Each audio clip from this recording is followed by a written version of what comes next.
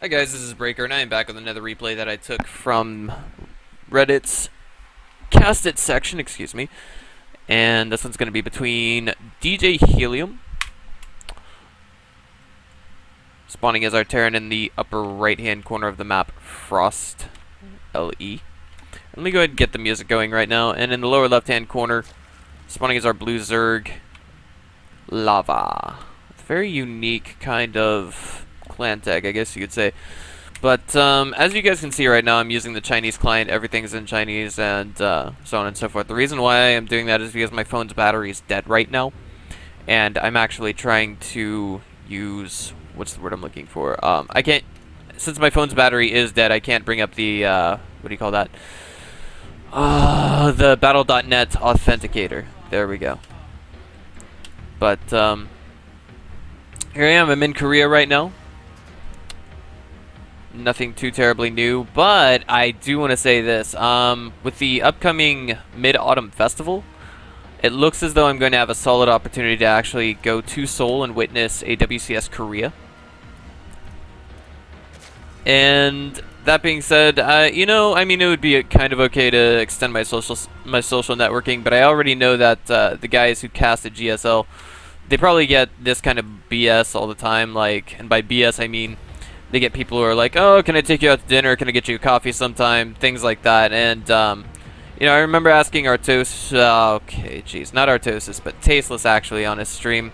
That's a little far to bring it up. I said, you know, yo, bro, if I invited you out to dinner sometime, like, could I, like, I guess, buy you dinner for advice on casting and stuff like that? And he was like, no, sorry, I can't do that. And this was like when he was streaming some emulator game or another. And you know what? I perfectly respect that, because he has an obligation to the community, not an obligation to the individual. Or, and I mean, like, something like that, honestly, is kind of unprofessional to go with, so yeah. Maybe it was a bit out of line for me to offer that anyway, but it's all in the past, and I don't expect that. What I am trying to do, however, is I'm not going to say who or what or how or why, but I do know of one team that I am in touch with that wants to get into the next GSTL. And what I'm going to try and do is get in touch with the guys at GSL who can get them in on GSTL. I'm not sure what it is, but they don't really have any direct communication, if that makes sense. So yeah. Anywho, back into the game as it is now starting to shape up. DJHelium is getting a Reaper and a Reaper number 2 into the mix. No Expo going down for him just yet. But okay, he's about to get it started. He's floating about 400 minerals. No straight up bio follow up after that. No tech up, nothing like that. And the Reaper goes straight into the main, as is normal, but there's no Lings here to defend just yet. Oh boy, beautiful save on that one drone. If DJHelium had just clicked on that geyser before it was turned into an extractor, he would have gotten the drone kill, because he would have been too close to the geyser for the extractor to actually go down, and he's doing a pretty good job of microing his way back here and there and everywhere else in between. Gets a Ling kill. And one thing that I really like that our Zerg player is doing is he's not really overcommitting and spending too many larvae on this unit or that unit. I would make that mistake in this position because I'm only in Diamond League. Reaper's combat drugs kicking in, which means they're going to come back and be able to maybe take down a queen here. But I wouldn't bank it too much, as LaVa did rotate them out, excuse me.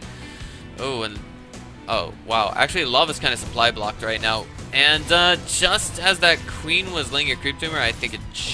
okay, never mind. Yeah, it didn't. I'm sorry. I don't know what illusion me into thinking that. But 3 Reapers, that's almost certain to get a queen kill here. Just as queen number 3 is about to finish up over here. And the Reaper's not looking to overextend, even though DJHelium's got a huge window of opportunity to go in there and actually do some damage with them. 2 queens coming back down, taking down 1 Reaper. And I want to say that at this stage in the game, it's actually a little bit dangerous to actually go with this many Reapers, because of course there's nothing else here to defend at home. Ling run-bys, you know, I mean, the Reapers are here to make sure that Ling run-bys don't happen, but of course they could have been re-rallied to this direction, and then finally to this base.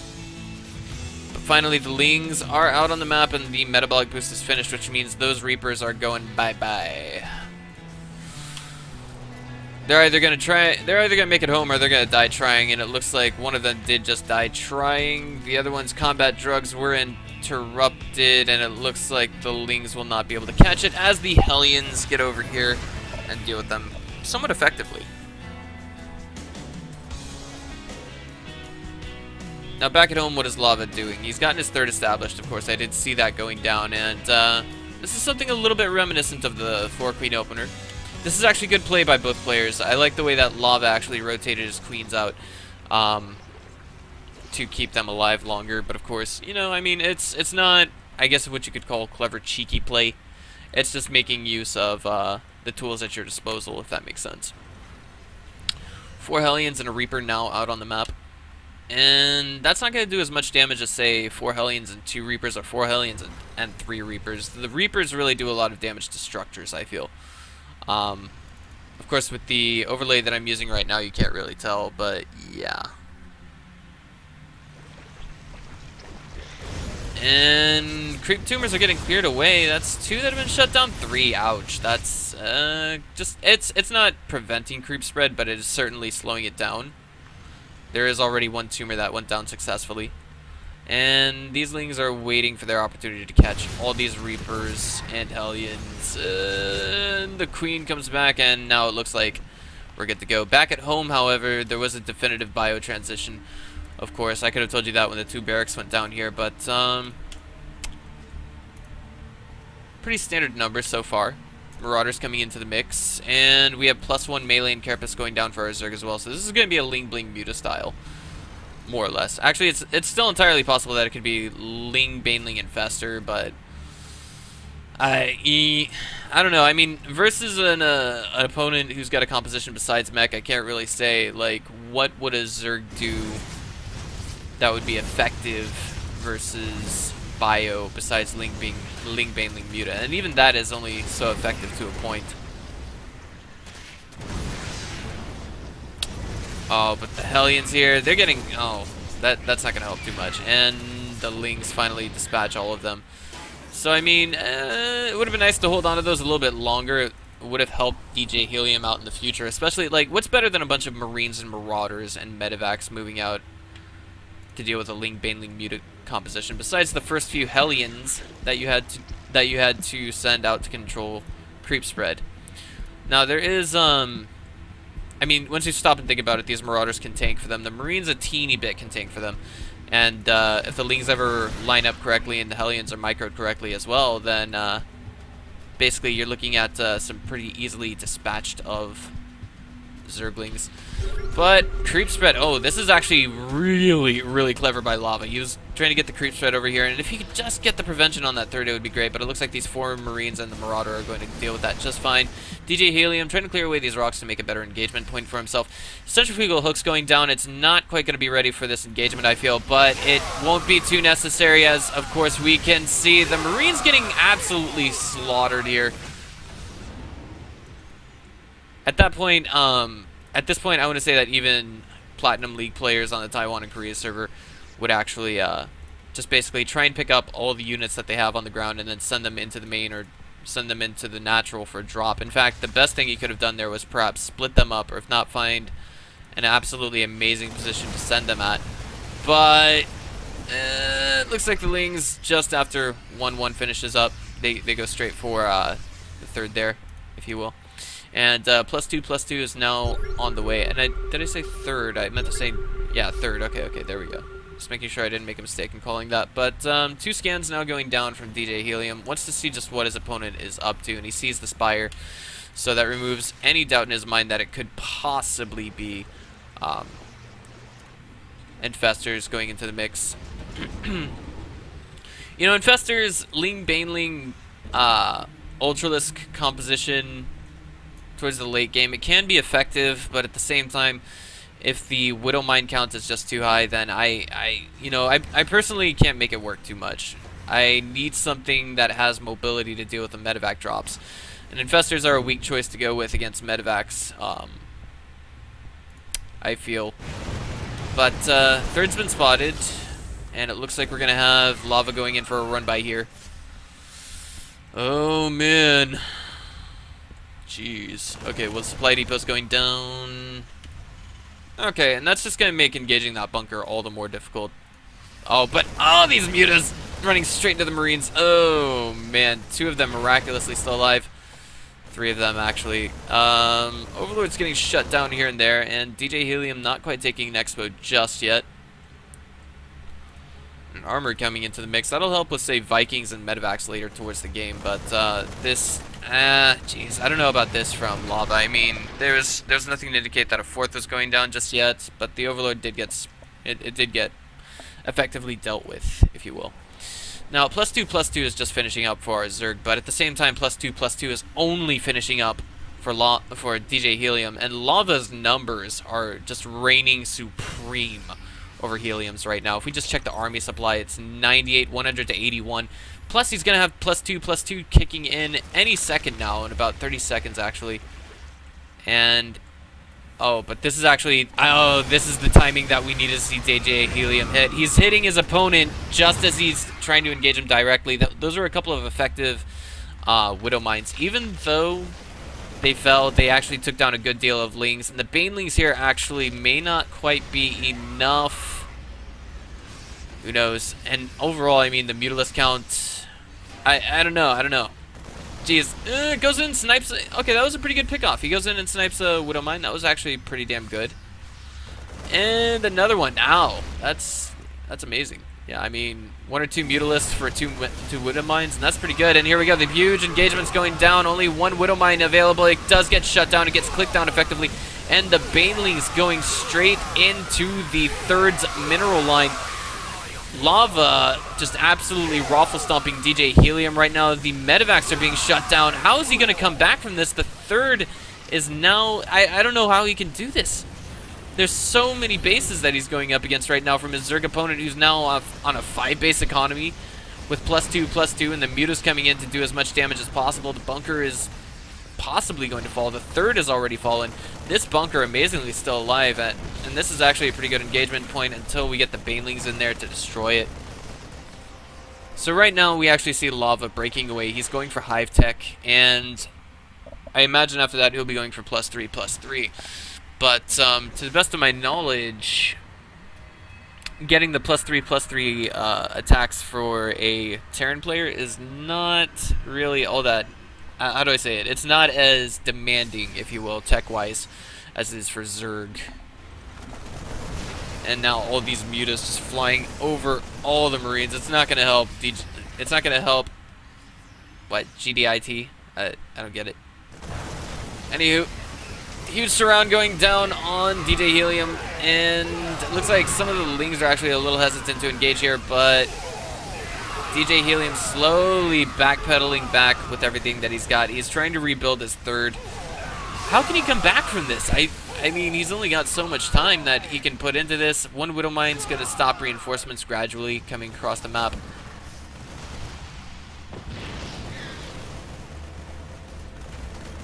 And now DJHelium is again in one of those, you know, he's in one of those positions that he doesn't want to be in. 3 Widow Mines look like they might be able to engage and save the day. A few Marines falling nonetheless. 17 kills on that Widow Mine.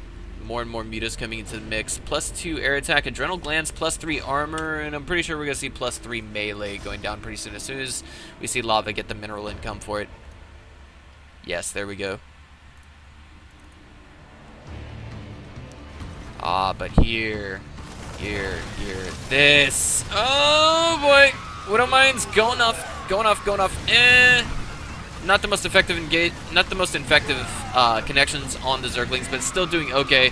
Ultralisk Cavern going down in the background for LaVa behind all of this. And it looks like DJHelium somehow, throughout this entire game, has managed to just hold on. I don't know how else to say it. I mean, he's stuck at +2/+2. His opponent's going to have +3/+3 adrenal glands. Getting a few more Mutas into the mix, as well as, of course, the Ultralisks coming in to play eventually. But the biggest problem that we have for LaVa right now is he doesn't have the mineral income to support that. Even though, you know, I mean, he's got an advantage, sort of. But I don't think he's really dividing up those drones the way he needs to. Let's check this out. situation doesn't seem to be all that clear cut. Ah, here it is. Okay, the natural, the third have 6 less drones than they need. He's got too much gas income right now. So, I mean, if he really wants to supplement everything that he's got going, then he's going to need, essentially, infestors. I mean, infestors in this kind of income situation, when you've got more gas than you've got minerals, infestors are the way to go, but not necessarily 9 times out of 10. Gets 4 more kills over there that I just barely missed.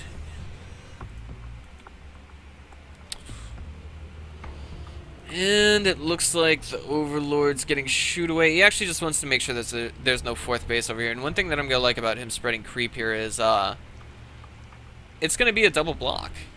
I mean, DJHelium, if he's going to have, you know, if he's going to try and get a 4th base up in that location, not only does he have to kill the Overlord, he's going to have to waste a scan. He's going to have to waste a potential for 300 minerals on that one Zergling there.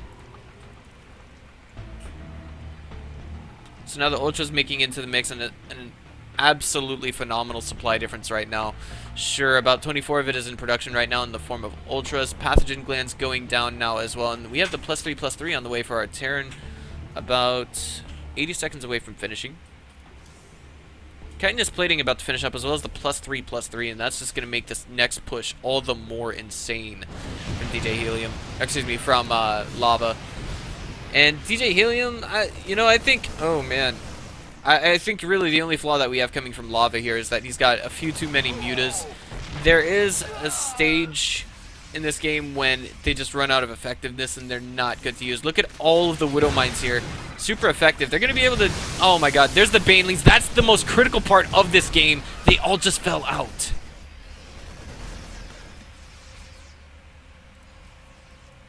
See, that's what I'm talking about. He has almost no way to directly engage this composition right now.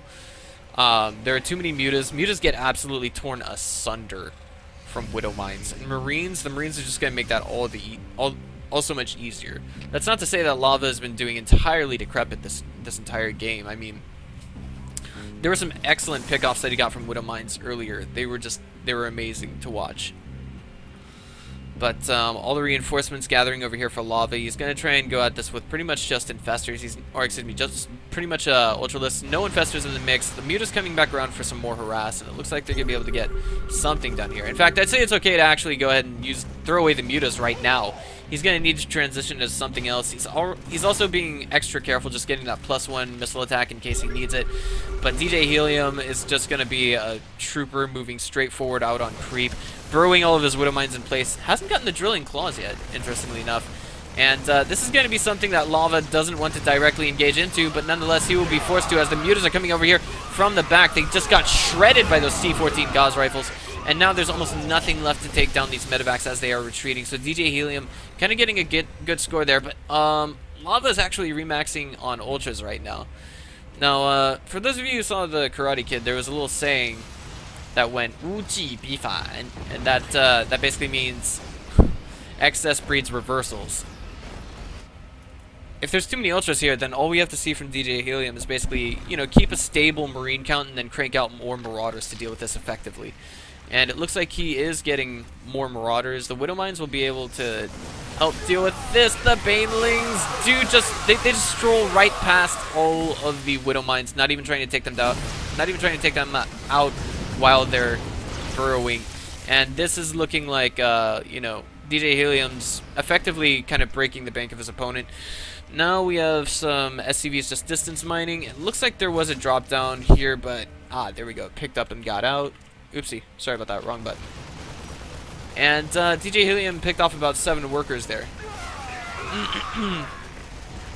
Oh man, but this medevac, it's been shut down now. I mean, yeah. Not the most ineffective engagement, but I mean, hey. So +3 flyer attacks now on the way for LaVa. His mutas are still going to be incredibly weak versus everything that he's got. And now this engagement is this is going to go far from favored to LaVa, but I do want to say there is one small glimmer of hope. He's got to hope that all of these Widow Mines do not connect effectively, and if he can somehow manage to, I mean, basically when this kind of engagement happens, all the bio is essentially running back. So if we see the Mutas just non-stop chasing and the Widow Mines make ineffective connections, then we could see, effectively speaking, a good chance for LaVa to prevail over this. But again, that's just looking at it from a micro perspective. But one thing that I like that Helium's doing right now is he's taxing his opponents, multitasking right now, taking down drones here and there. Good job by him. And it looks like he never actually had this hatchery. Or did he?